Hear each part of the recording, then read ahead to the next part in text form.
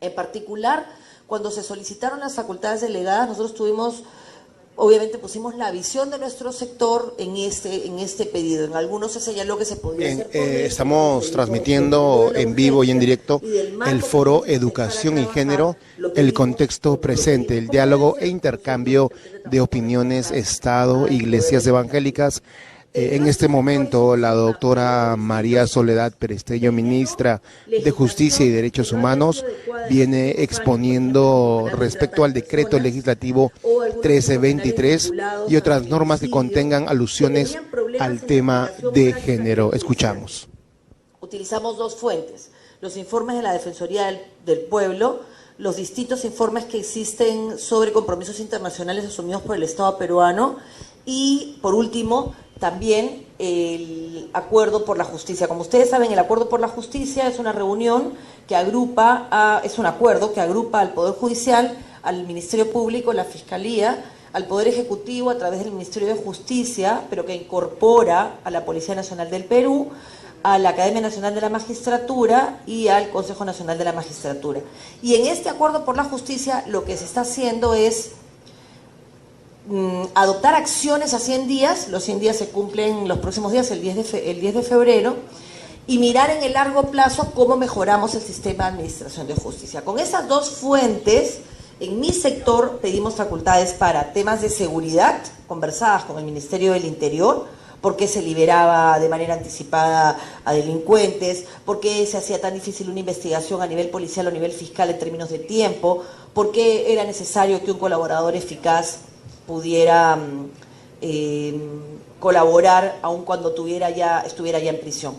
Y luego, a nivel de la Fiscalía, el Poder Judicial y la Policía, dijimos cuáles son los tipos penales que no están siendo suficientemente claros y que no permiten que, por ejemplo, se sancione con la debida dureza a una persona que asesina a una mujer frente a sus hijos. Una figura típica que no se encontraba debidamente legislada en el Código Penal. Y como ustedes saben, los tipos penales se aplican por el principio de legalidad sin analogía. El marco del juez está dado por lo que está escrito. Eso quiero empezar por eso. Bueno, ¿qué cosa pedimos nosotros a partir de pedidos del Ministerio de la Mujer y Poblaciones Vulnerables y de analizar un poco la casuística en distintos temas?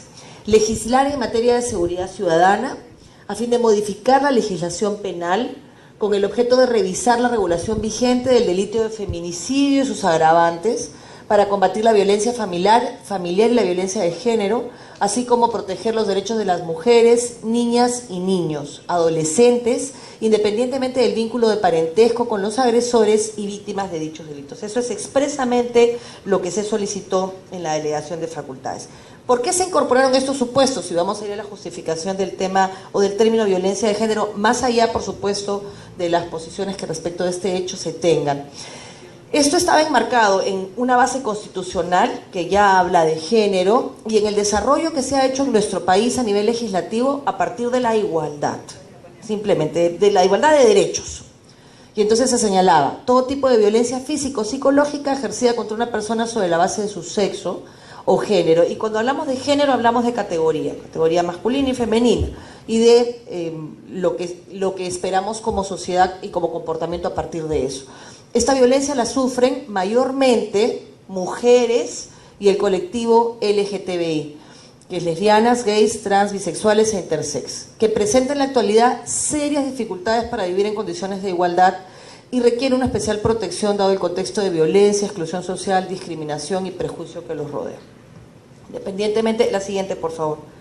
Quiero compartir con ustedes algunas cifras que han sido colocadas en algunos de los proyectos y que, por supuesto, están a disposición y pueden corroborarla.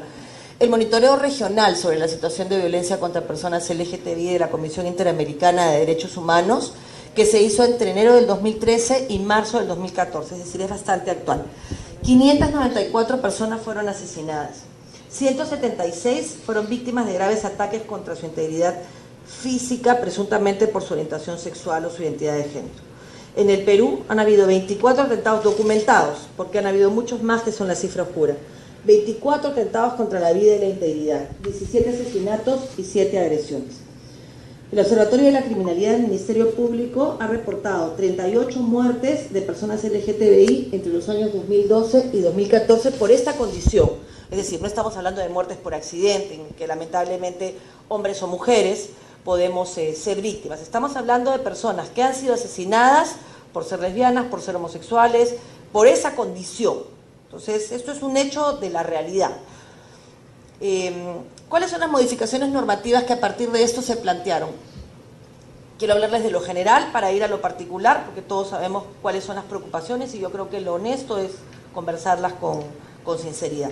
El decreto legislativo 1323, que es el que, digamos, estamos conversando hoy día y respecto al cual Moisés, el congresista guía, me invitó, fortalece la lucha contra el feminicidio, la violencia familiar y la violencia de género.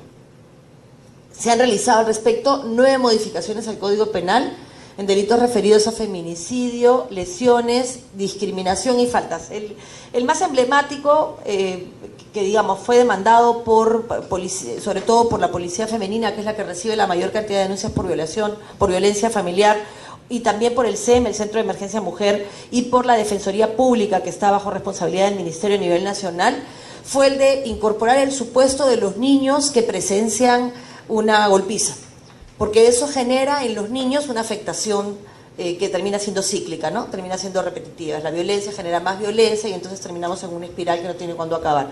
Entonces no existía ninguna figura penal ni ningún agravante que incorporara el supuesto de que los niños, sin sufrir ninguna afectación física, fueran obligados a ser testigos, por ejemplo, de los golpes que le podía propinar el padre a la madre en el hogar.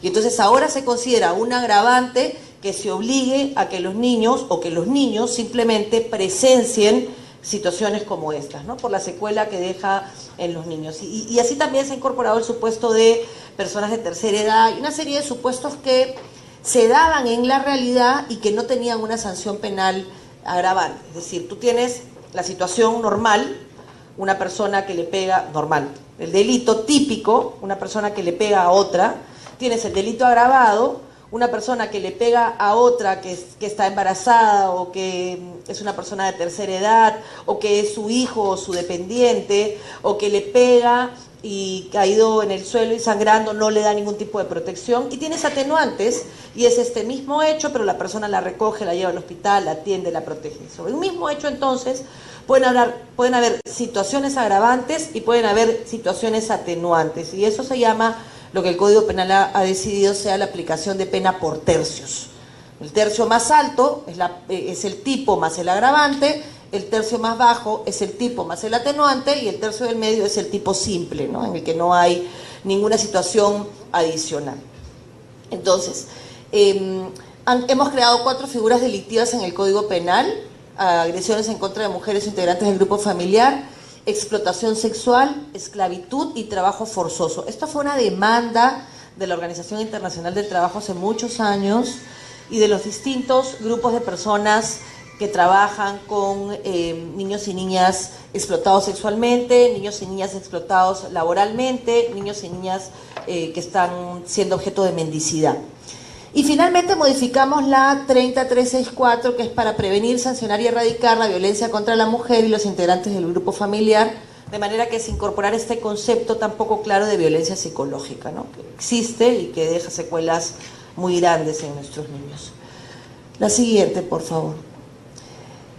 Este es el decreto legislativo, el artículo 323, delito de discriminación. Yo quiero primero partir de una cosa que está documentada, pero se las quiero decir. Esto existe desde el año 2000. En el año 2000 el tipo penal ya estaba recogido así. No, había un tipo penal de discriminación, pero era un tipo penal abierto. Es decir, estaba prohibido y nadie, y menos hombres y mujeres de Dios, pueden estar en contra del hecho de que nadie puede ser, en razón de su dignidad, maltratado por alguna circunstancia, característica, o como quieran ustedes llamar, raza, sexo, idioma, oficio, profesión, religión. Lo que sucedía en el año 2000 es que el tipo penal era muy abierto, se ponían los tipos de discriminación clásicos, ¿no? Edad, sexo, idioma, religión, que como ustedes saben han sido el origen de grandes guerras en el mundo, lamentablemente. Lo que se ha ido haciendo con los años, y esta es, digamos, la última precisión, es ir incorporando algunos motivos expresos que la casuística demostraba se volvían recurrentes. Porque a nadie se le hubiera ocurrido, por ejemplo, antes que una persona se podía violentar su derecho en razón de su profesión. Pero ¿qué pasa si el Estado descubre que comienzan a matar abogados? Tiene que haber una protección especial, o defensores de derechos humanos, para hablar de una cosa que tiene una protección especial, o defensores de derechos indígenas. Y entonces tú ves que hay una secuencia de hechos que te demuestran que se requiere una protección especial. Es exactamente igual. El tipo penal a partir del 2002, que recoge el delito de discriminación, se fue incorporando supuestos que la casuística demostraba que se daban en la vida real. ¿La finalidad cuál es? Garantizar el derecho a la igualdad y no discriminación de todos, en particular de los sectores más vulnerables, que sufren sobre todo vulneraciones a su derecho a la salud, educación y trabajo. Es decir, se les dificulta tener acceso a educación por distintas razones, o a salud porque son discriminados, o al trabajo, que es, digamos, la versión ya la más evidente, ¿no? La siguiente, por favor. Nosotros queremos explicar aquí que nosotros tenemos la obligación de enfrentar esto, enfrentar cualquier forma de discriminación. Y quiero que vayamos al tipo penal. No sé, Marlene, si tienes el tipo penal ahí, por favor, el que ha quedado. Al 323 como estaba y al 323 como está ahora. Este 323 que está hoy en el Código Penal ya existía, tal con los supuestos que están hoy recogidos en el Código Procesal Constitucional. Lo que no hay en nuestra legislación es una unidad sistémica. O sea, algunos códigos o algunas normas tocan algunos supuestos y otras tocan otros. Pero en el tema penal, precisamente porque hay principio de legalidad, es indispensable que los supuestos estén expresos. Cuando yo fui presidenta de la Comisión de Justicia en el año 2012, incorporamos la frase cualquier forma de discriminación, porque entendíamos que ya había en la legislación internacional desarrollo sobre cuáles eran las formas de discriminación.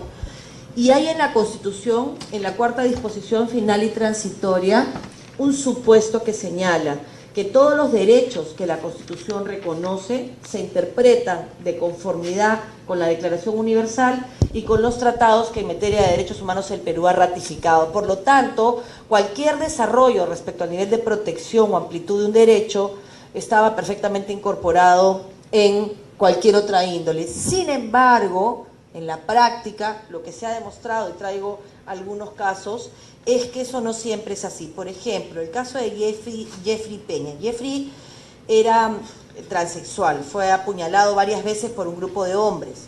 Logró correr hacia una patrulla y los policías le dijeron que resuelva sus problemas en otro lado y no le prestaron auxilio. Uno puede estar a favor, puede estar en contra, puede considerar que es una conducta que no es correcta. Lo que nadie va a aceptar es que por esa razón se haya violentado o asesinado, y menos que el Estado no le dé protección. Estuvo en coma por varios días. Luego de 3 años el Poder Judicial condenó a estos malos efectivos, pero los condenó por omisión de funciones, no por discriminación. El caso de la señora Luana, es una transexual, casi muere de apendicitis porque en el hospital no querían atenderla. Paola, en un instituto querían obligarla a estudiar cosmetología y no la carrera de computación que ella deseaba. Y estamos hablando de parámetros, ¿no? Y así podríamos hablar de varios ejemplos que existen y que están todos en el Observatorio sobre Criminalidad, para si alguno de ustedes quiere conocerlos. Este es el tipo penal como ha quedado. Yo quiero descartar que exista algún supuesto de persecución por razones de opinión. Eso no es real. En nuestro país no está, en otros países sí, pero aquí lo que se llama crimen de odio no está sancionado penalmente. Uno puede pensar lo que quiera y opinar lo que quiera. Al contrario, eso es una garantía respecto de la opinión. Miren, el que por sí o mediante terceros, es decir, aquí hay la autoría directa y la autoría a través de una tercera persona, realiza actos, es decir, tiene que haber un acto. ¿Cómo pueden ser estos actos? De distinción, exclusión, restricción o preferencia. Ese acto tiene que estar destinado a anular o menoscabar el reconocimiento, goce o ejercicio de cualquier derecho de una persona o grupo de personas reconocido en la ley. la Constitución o tratados de derechos humanos de los cuales el Perú es parte. Basados en, es decir, no solamente necesita haber un acto que menoscabe o anule, sino que ese acto que menoscaba o anula tiene que estar inspirado en los siguientes motivos: racial, religioso, nacionalidad, edad, sexo, orientación sexual, identidad de género, idioma, religión, identidad étnica o cultural, opinión, nivel socioeconómico, condición migratoria, discapacidad, condición de salud, factor genético, filiación o cualquier otro motivo. Será reprimido con pena privativa de libertad no menor de 2 ni mayor de 3 o con prestación a la comunidad. Hay un supuesto que sí es añadido íntegramente. Si el agente actúa en su calidad de funcionario o servidor público, o se realiza el hecho mediante actos de violencia física o mental a través de internet u otro medio análogo, la pena es privativa de libertad no menor de 2 ni mayor de 4 e inhabilitación conforme a los numerales 1 y 2 del artículo 36. Este es el artículo 323. Repito, tomado del Código Procesal Constitucional ya existente, incorporado los supuestos que la casuística ha demostrado están en condición de vulnerabilidad y deben ser puestos expresamente, que no violenta, porque también está prohibido, el derecho a opinar, y que simplemente se dirige contra un acto que menoscabe ese acto, un derecho, no un derecho aspiracional, un derecho reconocido a nivel constitucional o a nivel de los tratados internacionales. Es lo que yo quería plantear sobre la mesa. Este decreto legislativo 1323 ya está en vigencia, por supuesto, ha sido presentado en el acuerdo por la justicia, todavía está en el paquete de medidas que van a ser analizadas por el Congreso de la República. Yo confío en que la norma habilitante se expresa y que no es inconstitucional, al contrario, recoge el desarrollo que sobre la Constitución se ha hecho a nivel internacional, y le agradezco la oportunidad al congresista Guía de poder aclarar este tema de la opinión, porque me fue preguntado en el Congreso por un congresista que temía que este tipo penal de discriminación pudiera terminar persiguiendo a quienes consideraban a quienes simplemente manifestaran una opinión discrepante respecto de cualquiera de los puntos que aquí se recogen. Pero eso no es real, eso no está incorporado, al contrario, se garantiza el derecho a la opinión, y por otro lado, esto ya está recogido en nuestra legislación desde hace muchos años a nivel del Código Procesal Constitucional, ¿no? Era cuando yo quería explicar